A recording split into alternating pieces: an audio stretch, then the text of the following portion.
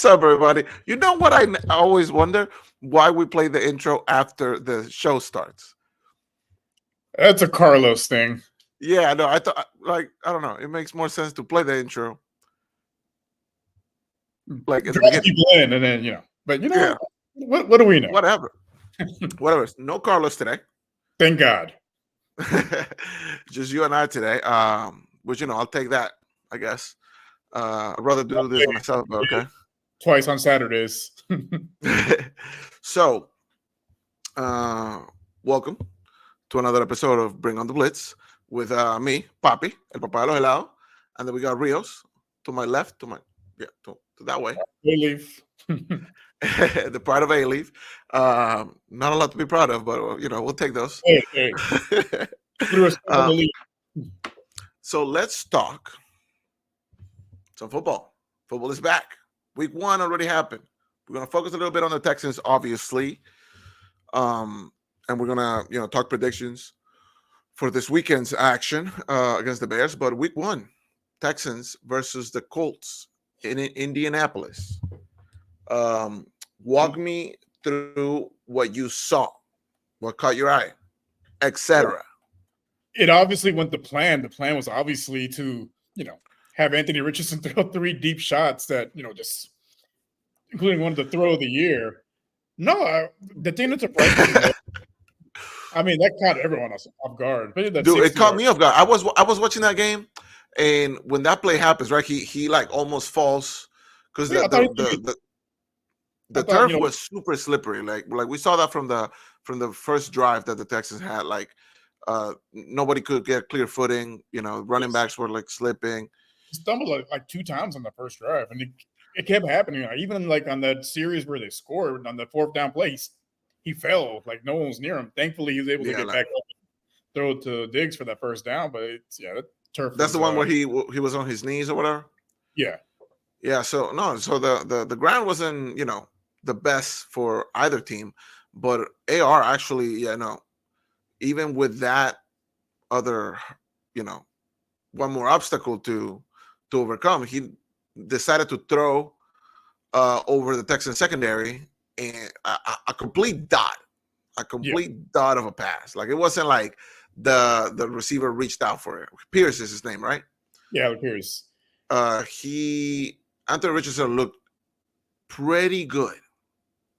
Well, that's the thing with him. Like he shows flashes, like with those like plays like that, or the play he made where he ran into the end zone for that touchdown. Yeah. But the problem is outside of those three throws, excuse me, he only completed 6 other completions on the day. You're not going to win completing 9 passes. It's just not going to happen. Which, like the whole story of the game, it was like very weird because on paper and going into this game, we've all discussed it. We thought that the Texans should have not an easy win, but a win nonetheless, right? Yeah. Maybe not as competitive as it ended up being. And Indiana, especially on the defensive side of the ball, showed, I mean, they did enough to keep it competitive, to give Indiana a shot. And, AR, with those deep shots, with, creative running or whatever, we know how athletic he is. Any other, well, I wouldn't say any other quarterback, but a more experienced quarterback wins that game. Yeah. With the way the Texans were playing, like it felt like they were always on the offensive, but they would never, grab the game by the scuff of the neck. They wouldn't just finish the game off. They honestly should have put him away in the first half, but they let him stick around and they, put together a little bit of run in the second half. Well, I think Indianapolis committed to stopping the pass. They're like, you're not going to beat us through the air. And they, did a decent enough job. And it's, it's funny considering Stroud's stat line at the end of the game, like 234, 2 touchdowns, no interceptions, like 8 incompletions. Most people grade that game as a C for him. Most guys in the NFL will, which is the bar, the bar he set last year, obviously. By his standards, this wasn't a stellar game by any means. It was a whole home game for him. But what really stood out was Joe Mixon. Like he was averaging almost 6 yards per carry. As far as the Texans goes, Joe Mixon was probably the most surprising player because in preseason we were all talking about Cam Akers, right? and how he could make an impact. He didn't even suit up for the game. So Joe Mixon into the mix. We knew what he would be able to do with this offense, but that stat line, 159 yards, average 5.3 yards a carry, 30 carries, which is a lot, but I mean, he's RB1, so you know he's going to get that many touches. And then one as well. Like, that was an insane game for running back. I think the Texans ended up with the second most yards in the NFL after week 1. Yeah, on the ground. I think your league leader in rushing right now is Joe Mixon. Yeah. And don't forget Nico Collins with 117 yards. Probably the biggest catches of the games, as far as the Texans goes, went to Nico Collins. Obviously, Stephon Diggs got the 2 TDs on there. Excellent debut, by the way. I feel like he wasn't asked to do too much, and every time he was called into action, he delivered. But Nico was the one that got those long yards, those long third downs and whatnot. Especially with that, like I said, that D line from the Colts, giving Strauss and the O line all sorts of trouble. The O line looked solid at times. They were great in run protection. Pass protection was a little concerning. I don't know how much of that was the turf or was the line not holding up in pass protection, but it's hard to say. But the tackles gave me the most concern. Like Tunsil, he's a vet, is well respected in the league, but I don't know, like you said, it could be his footing wasn't right. I don't know. Maybe his first game jitters type of thing. We just came off. A bit of rust. He didn't play a whole lot in the preseason. Exactly. We just came off from the preseason, but not everybody's at full sharpness. But like we said, Joe Mixon was probably the thing that impressed us the most. CJ, probably a down game, but a win nonetheless. Which feels weird to say because he's one of the league leaders in touchdowns and yards right now. we know it's only week 1, but still, we take those. Talk to me about the wide receiver core. Obviously, Tank Dell only got 2 carries on the ground and then 3 receptions. Yeah, I mean, so he was actually targeted the second most after Nico, which I figured Tank Dell was going to be the one that really one of the ones that gets more looks than Diggs. I said on previous shows that the way I expected it to be broken down is Nico's going to be the big play guy, your deep threat. Mm-hmm. Stephon's going to be your guy that you look to on 3rd and 4th downs for those clutch catches, which he was on Sunday. He was. And Tank Dell was going to be a red zone guy. And he looked towards Tank Dell a few times. They just couldn't connect in the red zone. But he had 7 targets on the day. It wasn't his day. But, it happens. It does happen. I hope he doesn't plan on taking a bit of a backseat, given, we got Nico and Diggs on there. He had the second most targets after Nico's. I think he should be fine.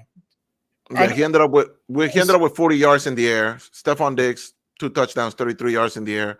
Joe Mixon with 19 yards in the air to add on top of his 160 yards on the ground. So, no, I think the only time I really saw Tank Dell come off the field was on running plays, which I'm okay with. I don't need him out there blocking. Yeah, I don't need him blocking anything. We don't need a repeat of last year. So that. But other than that, every time he was out there, he was running routes. Usually, the third, quote unquote, third receiver doesn't run a whole lot of routes, but he was running routes every time he was out there, and he was targeted 7 times. So yeah, create space. Yeah, he should have a better game this upcoming Sunday because the Bears only have 1 good corner, and they're probably going to shadow either Nico or Stephon, which is going to leave for him against their second corner or a safety, and that's a mismatch all day, every day. Yeah, talk to me about maybe something that disappointed you, or maybe something that. Maybe the Texans weren't up for it as far as the expectations were going in. I would say the pass rush was a little bit lackluster. I was expecting a little bit more, but because I was watching the tape on it after the game had happened, and what I noticed was Will Anderson was getting double and triple teamed. So he was holding his own at times, right? He was trying to do as much as he possibly could. Did a good job of setting the edge and basically containing Jonathan Taylor to 50-something yards rushing. Mm-hmm. But I was expecting a little bit more from the pass rush. But some of the other guys that we didn't really expect to step up did step up. I can't pronounce his last name. Starts with an F. He's one of the defensive tackles. He had a pretty decent. He got one of those sacks on Anthony Richardson, and Mario Edwards, the veteran, he was able to get a sack as well. But I would like to see some other guys be able to step up as far as, creating more of a pass rush, because when Anthony Richardson had time, that's when he got those deep shots off. And was it Fatukasi? Yeah, there you go. No, we're going to call him 91. 91. And Jimmy Ward. Boy. Yeah, man. He's lost a step.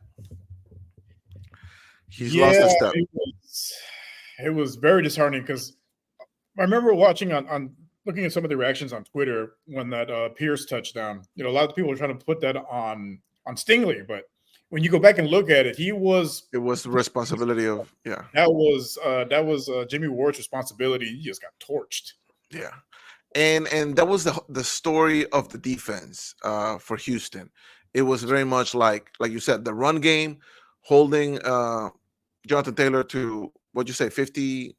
It was like in the 50s. He had a very on 16 carries. Like, he was getting no. Which is the Colts run the ball. That's the one thread that we know you can always count on, because the running back, one of the best running backs in the league when healthy, and then AR, we know what he can do on the run. So the fact that they showed the graphic before the game. He averages only against Houston 153 yards rushing. That's it. That's all. Those are Derrick Henry numbers. In NFL history is the most against a single opponent. Which is damn. Well, that's what happens when you divisional rivals, right? Like that's bound to happen. You tend to ball out more against the division opponents. But the fact that the defense actually held the run pretty well, which is something that was a concern last year. I feel like the Texans could not stop the run against anybody, and then the secondary was completely the opposite in this game. It was just very lackluster. A lot of it on Jimmy Ward, and I don't want to target him all that much because he's one of those vets and one of those bodies that make the secondary better, honestly. But it's just like when the opposition targets them like that, and AR throwing absolute dimes, it's hard to counterattack that, especially if the pass rush is in there. Stingley got beat a few times. If AR was a little bit more accurate, Adonai Mitchell would have had a career day. And that's why I mentioned earlier, dude. You put Joe Flacco there, the Colts probably win that game. Yeah, most definitely. They probably blow them out, honestly. Yeah, like it was like they did much better this past game in the red zone than they did a year ago, but we kick way too many field goals. Like, if you want to keep up with the Ravens and the Chiefs of the NFL, you got to score touchdowns. You can't. Exactly. However, those field goals came in very clutch. Yeah. 3 50-plus yarders.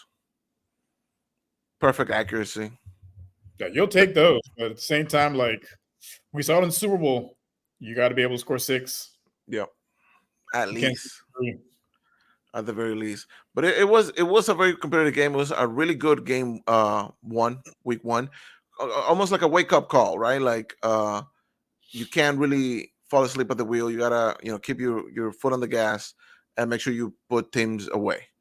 And I feel like the Colts, for them, it was kind of like it was for us last year. I remember week 1 last year, Texans at Ravens.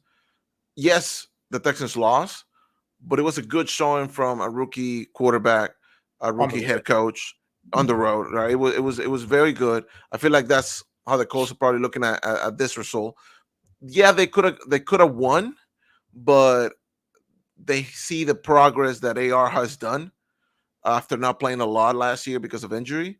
Yes, it's still an inaccurate, all things considered, but the talent is there. And that's something that you will take 7 days to Sunday. With the young signal card, most definitely. I think now the game plan is trying to fit the script to better suit his skill set. He's not CJ Stroud. He's not gonna dot him. He's not gonna dot the passes between defenders. That's just not who AR is at this point. It's not his game right now. So they got to find some a little bit easier passes for him to make to get him, comfortable, but also stop running so much. Like I was telling Yes, my friend, especially when you see that it's not working, right? I was telling my friend, like him and Lamar, I really don't see those two making it through the season. They keep running them like this. They shouldn't have double-digit carries. Well, Lamar, doesn't have much of an excuse to run the ball this year, having Derrick Henry with him, and the carries. I'm like, how does Lamar Jackson have almost 20 carries and Derrick Henry is like 9, 8? Yeah, the read option from the Ravens looked pretty solid in the game, in the snaps that I saw. So I'm sure they're still trying to develop that, chemistry and all that. Obviously, Lamar is the quarterback; he's gonna make a lot of the decisions on the fly, like we know he can. I mean, he's won MVP twice by playing this way. But hopefully, is that combination is a combination that can help each other, because we know Derrick Henry is elite, but he's getting up there. So you can't just rely on him to run for 200 yards every freaking game. And hopefully Lamar can take some of that load from him, and Henry can take some of that load from Lamar as well, so he doesn't have to put his body on the line too much. But let's talk about the opponents for week 2. The Bears. They didn't have a very good showing against what was it, the Titans. That D line, that Titans D line was cooking. Caleb, first game as a starter, going into a weird situation, which is Chicago. They look at him as the savior. Obviously, it's still too early to tell, but he did not have a good game. No, I think it got brought back down to earth a little bit. It should have been a humbling experience, because I remember in the preseason, or I can't remember if it was during preseason or before the draft. He told his punter, "Hey, you're not gonna do too much work," and they ended up punting the ball. I mean, he only ended up with 93 yards, 14 out of 29 attempts. DJ Moore ended up with 14 yards. DeAndre Swift, 10 carries, 30 yards. I mean, DJ Moore, 14 in the run, and 36 in the air, only 5 receptions. Keenan Allen, only 29 yards. Rome Odunze, which I was very big on after the draft, only 1 reception for 11 yards. Not a lot of offense coming from the Bears, which is very good news for the Texans. What is not good news is that their touchdowns came from the defensive side of the ball. And I think the Bears ended up with 3 sacks. So that D-line is obviously something to be concerned if you're the Texans, because the underrated D-line from the Colts almost took the game away from you. If the Bears are going to beat the Texans on week 2, it's going to be on the defensive side of the ball. And that's what D'Amico needs to be wary of. I would say that, but also I think it's also a testament to how weak the Titans offensive line is as well. True. So it's a bit of a mixed bag. It's kind of hard to tell, was the pass rush that dominant, or was their line just struggling in pass protection? It was a lot of Tennessee had one of the worst offensive lines. Mm-hmm. They upgraded, but you really couldn't tell. Yeah, it was a lot of good defense from the Bears, bad offense from the Titans, and that's what eventually gave the Bears the win. Because the Titans couldn't capitalize on the Bears' bad offense.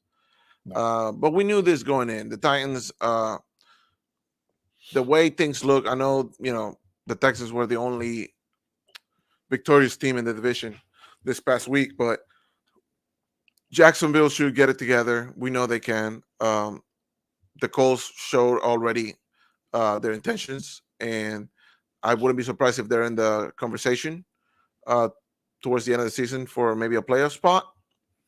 I feel like Tennessee is going to miss out if they can't figure out that offense, man. It's just hard to win with no good offense. Going into the week 2, Bears Texans, what are the matchups you're going to be looking at? Well, I think with the Colts, they game plan to stop the pass, which Stroud didn't have the best of games passing. Again, feels weird to say with a guy that had 8 incompletions and 230 yards or whatever, and 2 touchdowns and no picks. So I think with the Bears, they're probably going to try to stop the run because they saw how Joe Mixon was running wild on them. But if they focus on the run, their secondary is a little bit suspect. Couldn't really see it because Will Levis had a bad day in the office last Sunday. But I think, like we had mentioned off air, I think Tank Dell's going to have he's going to have a game because Jalen Johnson, their top corner, he's going to be following either Nico, most likely Nico, because Nico's Nico. Yeah. So that leaves cornerback number 2 probably guarding Stephon Diggs. That means you're going to have either a linebacker or a safety trying to guard Tank Dell. That's just a mismatch. And we seen that Schultz is going to miss out. He's questionable. He's questionable, right? He's probably most likely going to play. Do you think, given the amount of weapons the Texans have at the moment, do you think Stover gets the nod? Maybe not as a starter, but maybe gets more snaps. I could see him getting a few more snaps and them trying to not push Schultz too hard. But I think they're going to have a much better showing through the air this week because I think Chicago is going to probably game plan of stopping Joe Mixon because it's your AFC Offensive Player of the Week. He was the difference maker on that game. Plus, their defense is their front 4, so they're going to try to stop the run. I think they probably will be successful stopping the run in the first half, but I think in that second half, once they're behind a couple scores and they're getting gassed, like you're going to see Joe Mixon just slowly pound the rock and just take the life out of that defense. Yeah. Let me bring this back a little bit. I know it's something we talked a lot about in the offseason and in preseason. Dameon Pierce. He got a few carries last game, 16 yards, average 5.3 yards per carry. Do you see him maybe getting a few more snaps as well, trying to switch it up a little bit? This week, no, because I think he missed a couple practices. He's questionable. He's probably most likely going to play, but I wouldn't be surprised if they activated Cam Akers as well. You think so? Yes, I would be excited to see a Cam Akers showing with Joe Mixon, as a 1-2 punch type of thing. Yeah. Especially with how good he was in preseason. But I do want to see a little bit more Dameon. I hope he does get to play as well. Yeah, hopefully, last week was a bit of a confidence booster for him, and because he did look pretty well. He looked pretty good carrying the ball last week. Albeit it being 3 carries, they were big runs. They were big runs, yeah. They were first down. If you average 5 yards per carry all game, you will win that game. You will win that game. The league average is around 4.1. Yeah, that's considered the league average. So anything above that is you take that every day of the week. So I think we'll see. I think, like I said, Chicago's strength is their front 4 and their linebacking core, but I think we won't see a whole lot of the tight ends in the passing game because we didn't see them targeted a whole lot last week either. And I think this week, not at all. Yeah, they might mix in a few more passes to Joe Mixon. I think this week instead of having him run it 30 times, they might utilize him a little bit more out of the backfield. Yeah, as a Texas route. Yeah. Do you think this is a bounce back game for Caleb Williams? No. Because he's not going to have Keenan Allen. Yeah, he's not going to have Keenan Allen. You're going to have most likely Derek Stingley shadowing DJ Moore. And Dunze, he didn't practice most of the week. He's listed as questionable, but he has a sprained knee. If I was the Bears training staff, I wouldn't rush my rookie out there to go against a defense like this, because if he gets hurt, it'll be for longer than one game. I would try to preserve him and just go the next man up on that side. But we'll see what they do game time. But if you're the Bears, what is the game plan right now? Do you just take this as a loss? I think for the Bears, because I feel like they got lucky winning that game. Oh, they got lucky winning the game. That was more of Will Levis throwing the game right in their hands than them actually going out there. Literally, 2 interceptions. And the picture of the year of Will Levis on his knees. On his knees, man. Oh, I'm gonna use that. We feel for our boy Sam having to watch that. Oh, poor guy. Pray for his liver. No, but I think the game plan for the Bears, I think it's because they normally I would say with a rookie quarterback, you would try to run the ball a little bit more. But if the Texans run defense was able to shut down Jonathan Taylor, probably I don't think DeAndre Swift has a chance. It's not looking good because last week they struggled to run against Tennessee. Mind you, Tennessee has a pretty solid defensive tackle rotation, so I can kind of understand that. But DeAndre Swift isn't Jonathan Taylor. They're not going to be able to run it on them.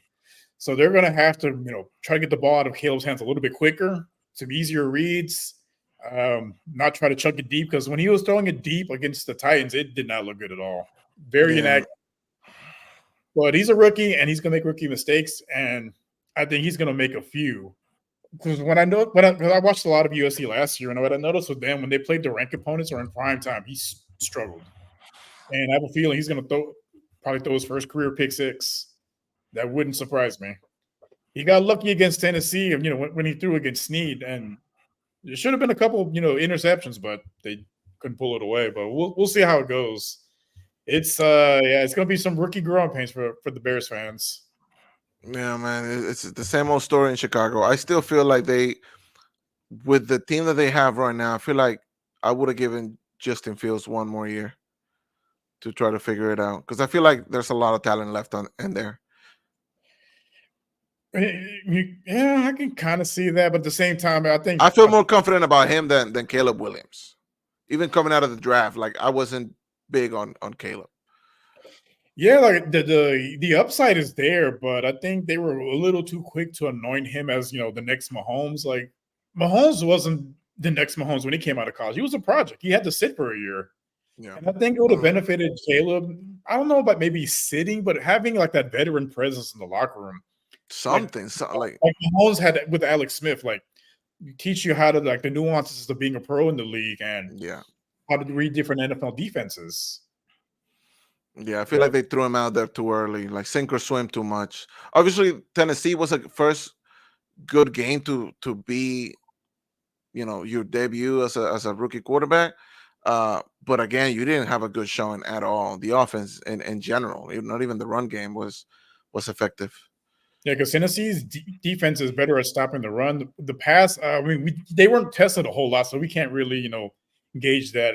I know Snead is a lockdown corner, but it wasn't tested too much. So we'll see. I don't expect them to have a lot of success in the air. I wouldn't be surprised if he has a similar stat line from last week.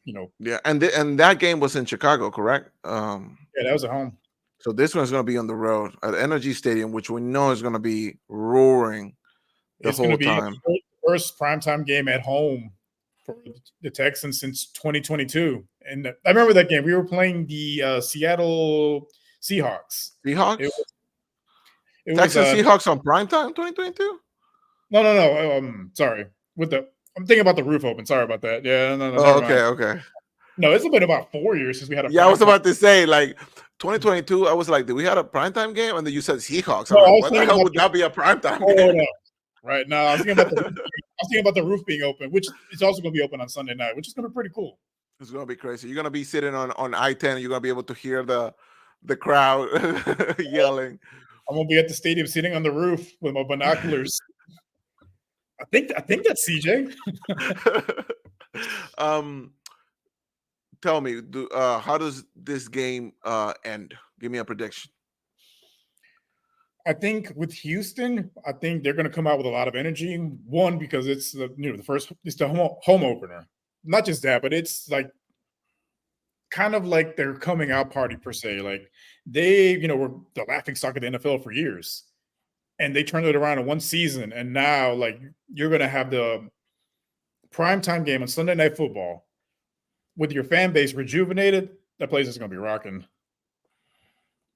And they're going to come out. They're going to feed off that energy, and I think they're going to put the Bears away early. You think so? Give me a score prediction. I'm going to go 35-6, with about 28 of those points coming at halftime. 35-6, complete blowout. That Bears offense inspired no confidence, and they're going to be missing Keenan Allen.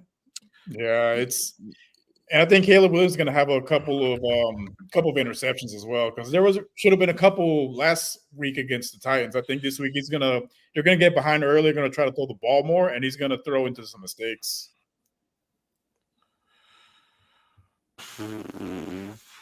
I guess, but I don't know, man. I'm still not willing to fully count out the Bears defense. Obviously CJ isn't perfect.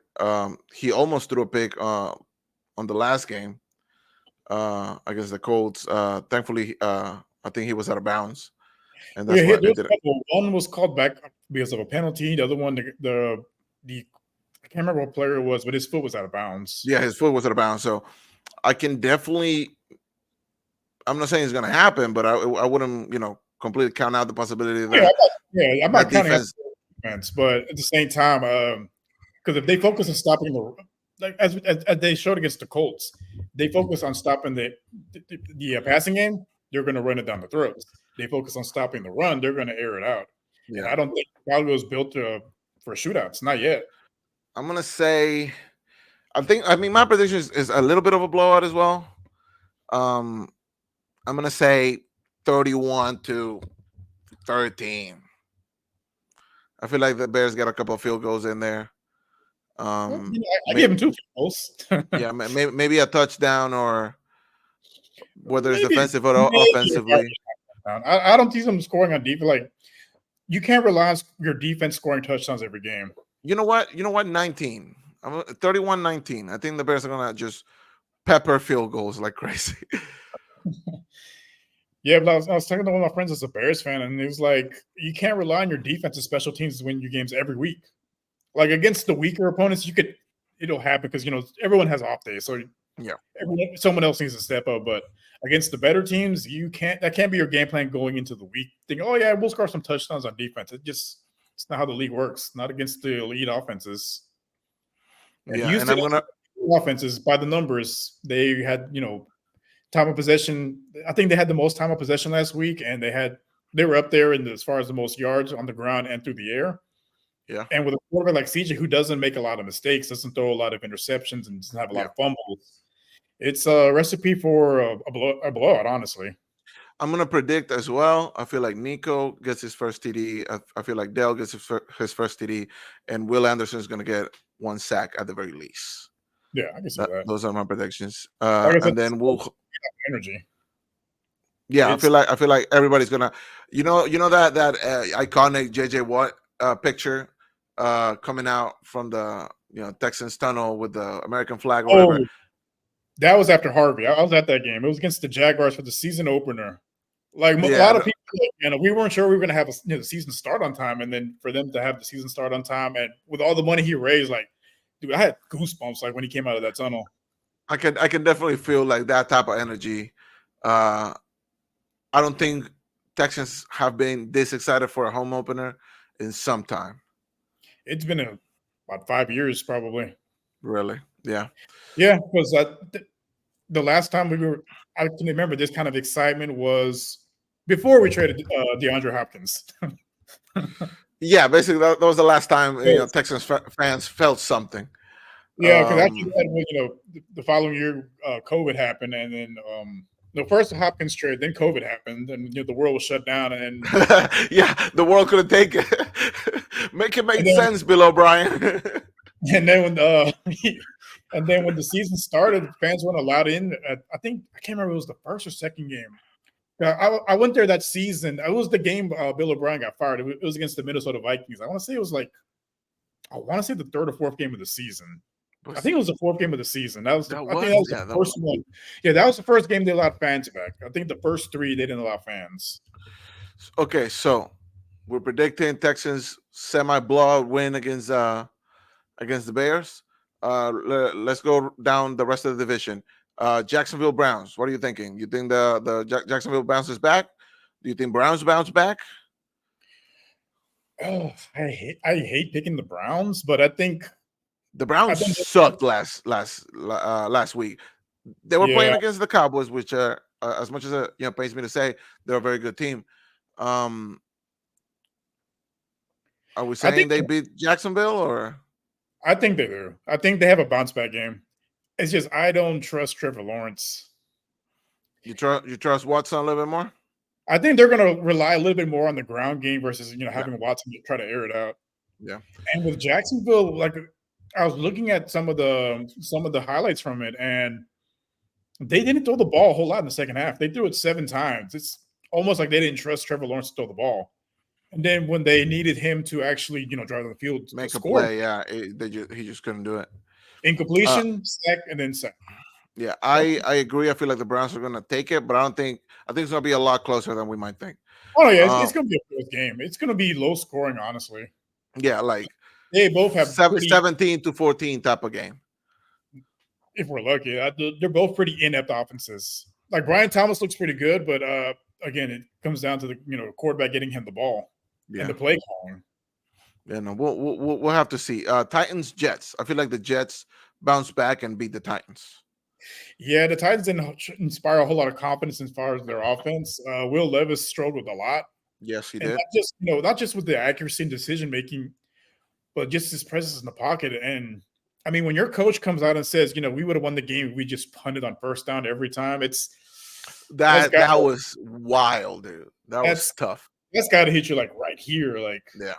So, well, normally I'd say remarks like that would cause them to try to bounce back, but it's the Jets. The Jets have a legit defense, and I think I don't know if Aaron Rodgers bounces back, but I think they're going to rely a little bit more on Breece Hall trying to run the ball and try to maybe utilize him a little bit more as a pass catcher as well, because Tennessee's front four is pretty stout, so that would running up the middle wouldn't be advised. I still trust Rodgers enough for him to.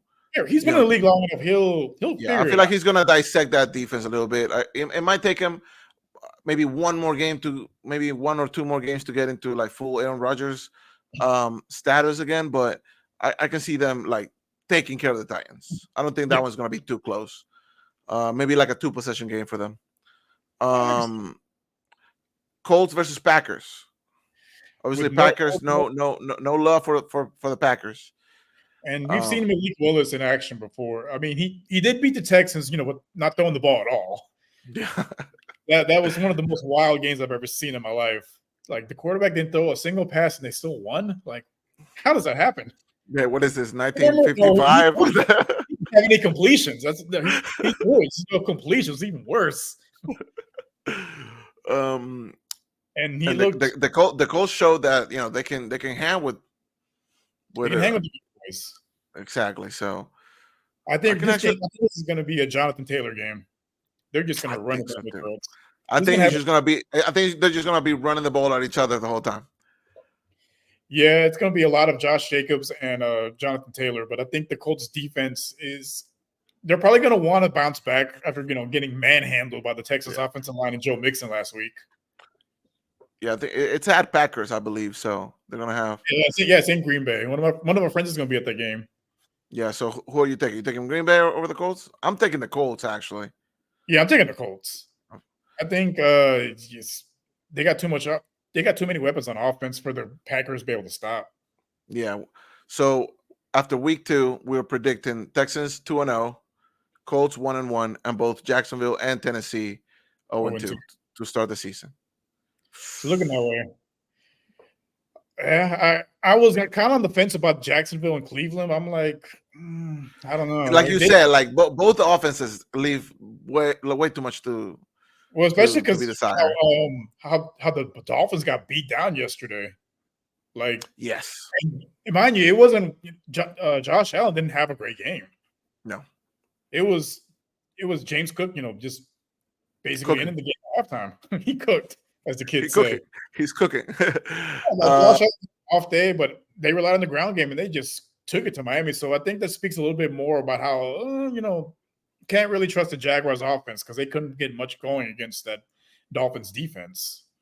Yeah, no, we're going to have to wait and see, but it's looking like the start that you want from the Houston Texans. Hopefully stay on top of the division. We will see. And that's going to be it for us. We kept it a little bit short. Only 2 men. We were able to get to the points a little bit more quicker. It's okay, Carlos. We don't hate you. I promise. We don't like you either, but we don't hate you. I mean, hate strong, dislike with a passion. There you go. But at least it's passionate, so it comes from the heart. We will see you guys again next week, I'm sure. Anything to add before we call it? If you guys are at the game Sunday and you see me, buy me a beer. Please do not. If you see this man, call the police. I'm gonna wait for that phone call on Monday morning. Like, hey, bro, Carlos isn't picking up. Can you bail me out? Well, hopefully you enjoy that game. I'm gonna be working, like a loser, but I'm sure I'll be able to catch most of it. You should. Hopefully, man. It's gonna be a good game. If it plays out the way we think it's gonna play out, it's gonna be a good game. Good game to be a Texas fan. These are the type of games that Texas need to win right now because we know how tough the schedule gets later in the year. Because we had mentioned off air on our other show, the game that the Texans had against the Colts. That's typically a game they lose, especially with some of the errors that they made, the block punt, some of the costly penalties. That's a game they normally lose. And I'm telling you, any other quarterback, behind that O line for the Colts, and maybe we're talking differently about week 1. Well, thankfully that didn't happen because the Texans are going to win it all. I'm telling you. Yeah. Anyway, see you guys next week. Y'all take it easy. Thank you for. I'm not talking to you, Ziri. Jesus. Thank you for tuning in. And yep, that's it. Peace.